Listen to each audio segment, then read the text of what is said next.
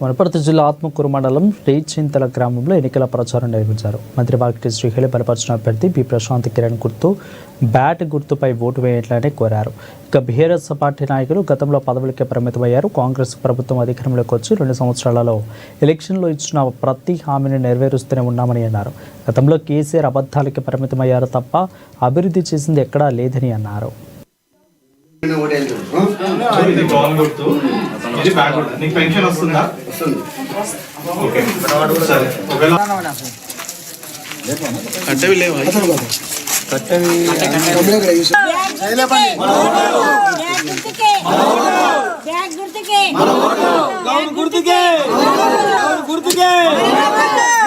పోటీ చేస్తున్నా కాంగ్రెస్ ఇది ఒక్కసారి నన్ను గెలిపించాలి.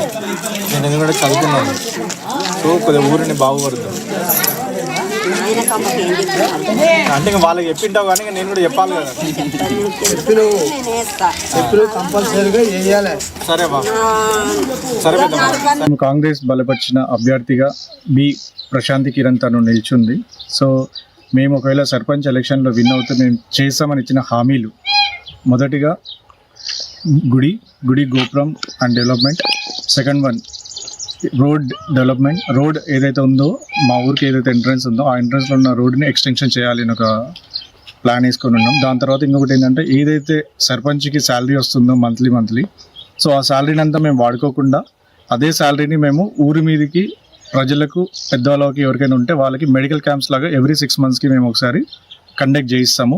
ఇన్ కేస్ ఈ 5,000తో అవ్వకపోయినా, అంటే వచ్చిన శాలరీతో అవ్వకపోయినా సరే ఎక్స్ట్రా అమౌంట్ మా పర్సనల్ అమౌంట్ ఇచ్చి మెడికల్ క్యాంప్స్ ఎవ్రీ 6 monthsకి ఒకసారి పెట్టిస్తాము. అండ్ ఇంకొకటి మా ఊర్లో స్కూల్ ఉంది, స్కూల్లో పిల్లలకి టాయిలెట్స్ లేవు. సో అవి కూడా నేను గెలవగానే ఫస్ట్ నేను అవి టెంపుల్ ఇవి చేయిద్దామనే ప్లాన్తో ఉన్నాము. అండ్ ఇంకొకటి మా ఊర్లో వాటర్ కూడా కొన్ని ఏరియాస్లలో వాటర్ లేదు. సో ఆ వాటర్ లేని ఏరియాస్కి కూడా నేను ఆ వాటర్ సప్లై చేయించాలని ఒక ప్లాన్తో ఉన్నాము. ఇంకోటి గుడుములలో ఒక టెంపుల్ ఉంటుంది, శివాలయం. సో ఆ శివాలయంకి ప్రతిసారి పుష్కరాలకు లేదంటే శివరాత్రి ఆ టైంలో వెళ్ళడానికి చాలా ఇబ్బంది పడుతున్నారు భక్తులు కూడా.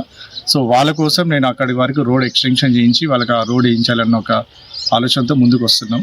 సో మేము గెలిచిన వెంటనే ప్రతి ఒక్కటి మేము ఇప్పుడు ఏదైతే మీకు చెప్పామో హామీలు అవన్నీ మేము క్లియర్ చేస్తామని ప్రామిస్ చేస్తున్నాం.